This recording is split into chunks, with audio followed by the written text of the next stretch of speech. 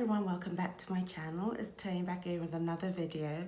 Today we're going to be talking about a book that is a classic and it is called Jane Eyre by Charlotte Bronte. So this was a time when I was very much into the works of Jane Austen, and Jane Austen led me into Charlotte Bronte. So Jane Eyre, and I digress, actually, and Jane Eyre, prior to school, one of my aunts had already given me a copy of Jane Eyre, which sat on my bookshelf for years and years and years, and I finally decided to pick it up when I was about 13 years old. And it's been a classic that has stayed with me over the years, and I pick it up every couple of years and reread it because it's one of my favorite books. As per usual, I'm going to read you a bit of the plot, then I'm going to tell you what I liked about the book, what I didn't like, if anything, my favorite characters, and my rating for the book. So here we go. Orphaned as a child, Jane has felt an outcast her whole young life. Her courage is tested once again when she arrives at Thornfield Hall, where she has been hired by a brooding and proud Edward Rochester to care for his ward, Adele. Jane finds herself to his troubled yet kind spirit and falls in love with him. But there is a terrifying secret inside the gloomy, forbidden Thornfield Hall. What is Rochester hiding from Jane? Will Jane be left heartbroken and exiled once again? So that is quite a tantalizing introduction to the book. So basically what happens is that you start right at the beginning of Jane's life. So Jane's parents were killed by, and they died from like some pneumonia or something like that. And she was sent away to live with her Uncle John at a very, very young age.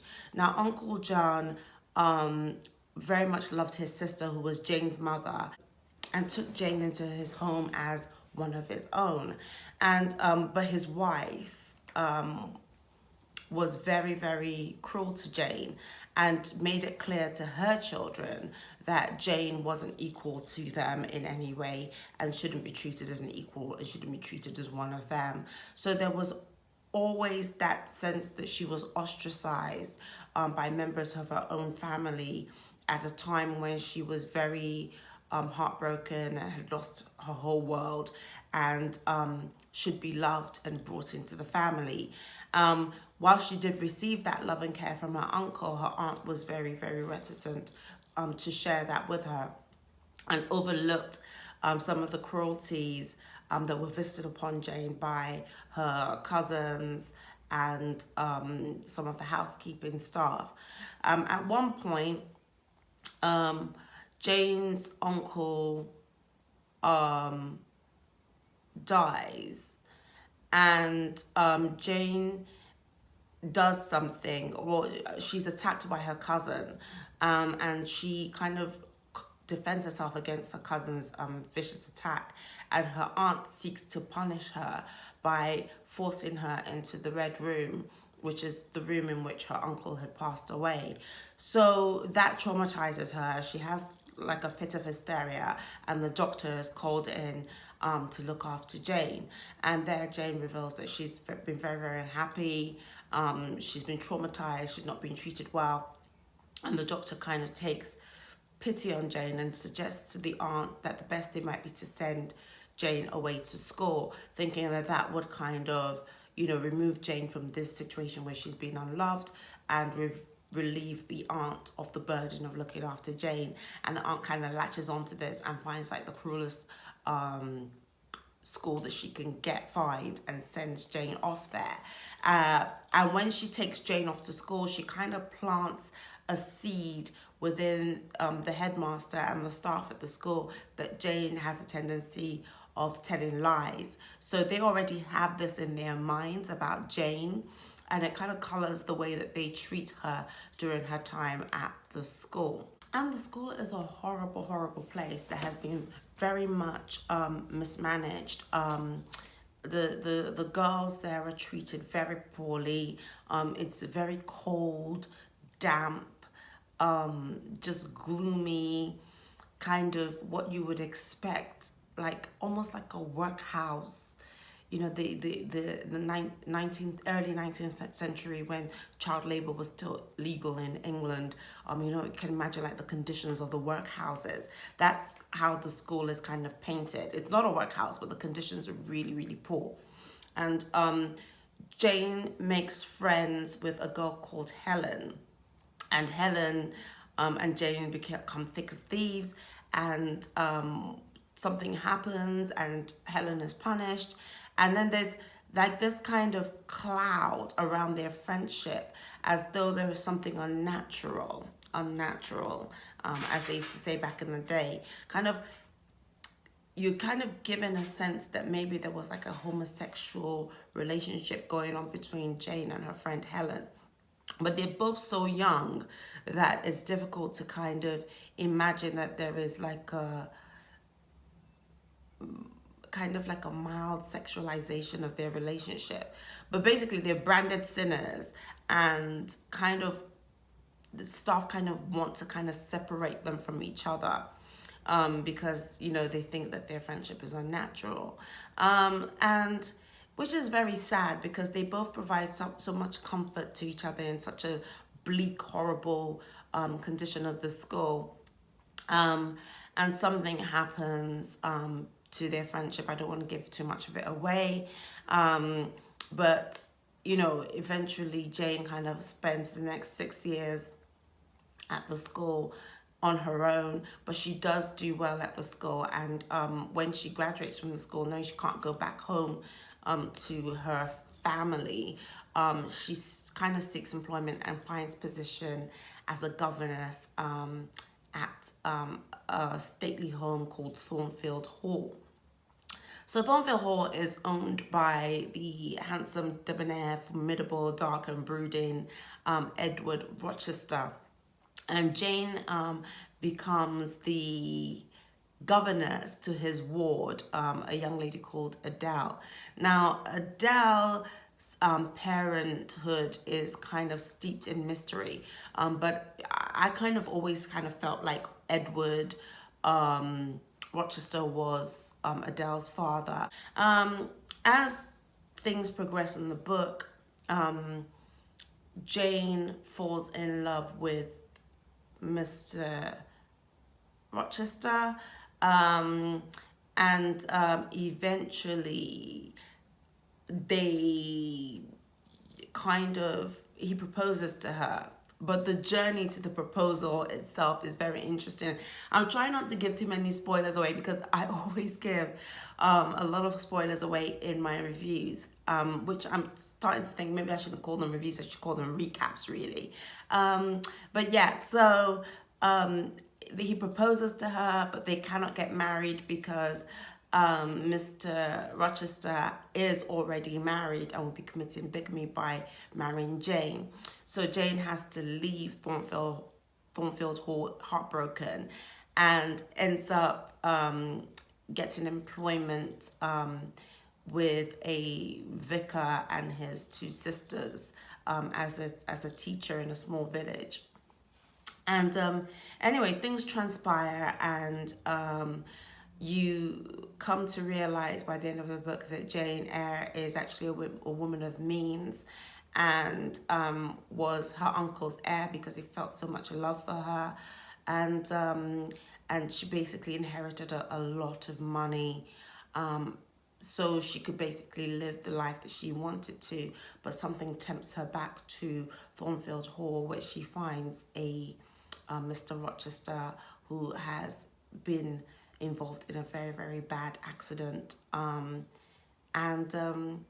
I will leave that as a cliffhanger for you to find out what happens at the end of the book.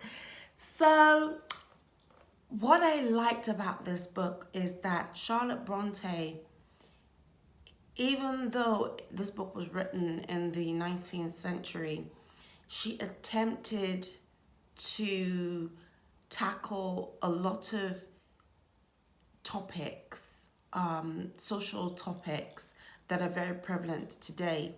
She tackles the subject of interracial relationships. She tackles the subject of economic, the economic power dynamics between men and women. She tackles adoption, and adoption in the sense of one parent wants to adopt a child and the other one doesn't. She tackles child abuse that has been normalized by society. She tackles the issue of a young lady that doesn't have a voice and is trying to find her own voice. Issues of misogyny and feminism before feminism was a word or had a definition. So I really, really liked that about the book. The fact that I felt it was very enlightened for its time. And a lot of the topics it tackled in the book are still very much prevalent today. It tackled homosexuality, you know, and religion and the idea of sin and so on. So I just really liked that about the book. It was so rich and dynamic and well told. As per usual, my favorite character was Jane Eyre. I felt that she was very, very strong.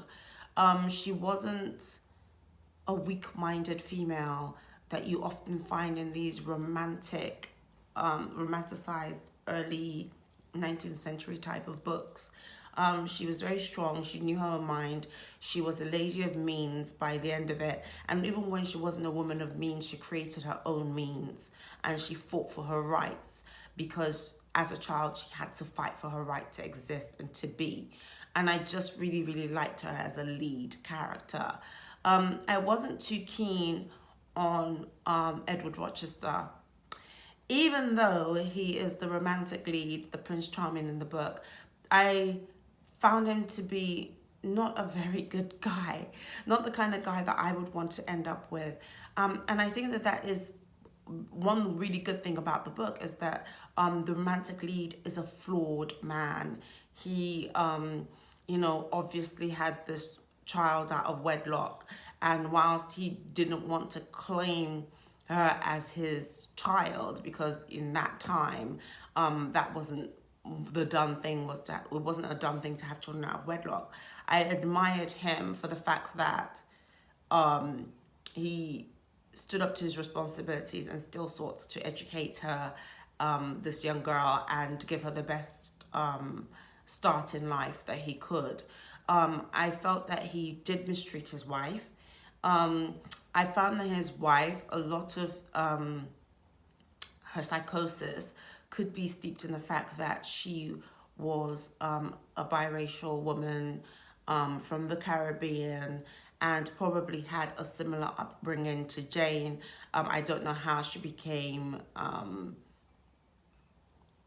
heir and a woman of means. He clearly married this woman for money. And I just didn't really, there was nothing. I also felt that he was very manipulative of Jane's emotions, and he was very manipulative towards women in general, because there was another kind of woman, I can't remember her name, Helen, no, it wasn't Helen, Helen was Jane's friend. I can't remember her name, but the Blanche or something like that. There was another woman that he was courting at the same time that he was trying to seduce Jane. And I found him to be that kind of very manipulative kind of character,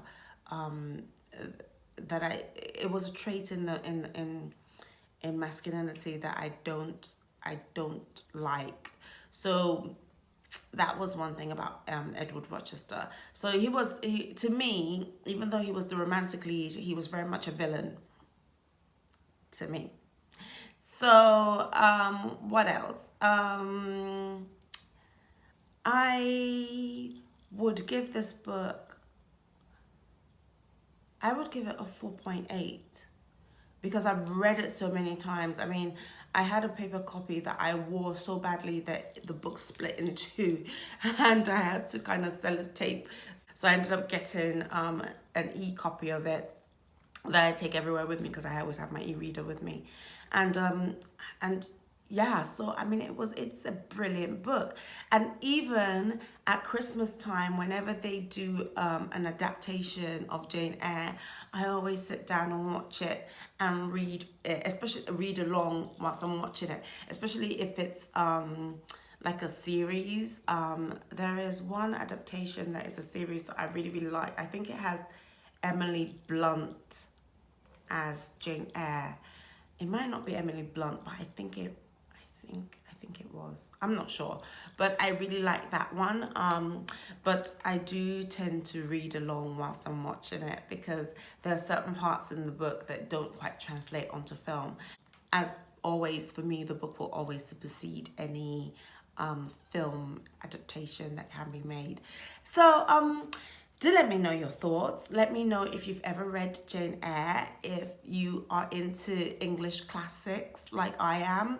Do you know what? Some of those English classics, especially the ones that were written by women, no shade to men because I do like Dickens and Milton as well, but you know, the Jane Austens and the Charlotte Bronte books have always been favorites of mine that are very much dear to my heart. So please let me know your thoughts. Leave your comments down below.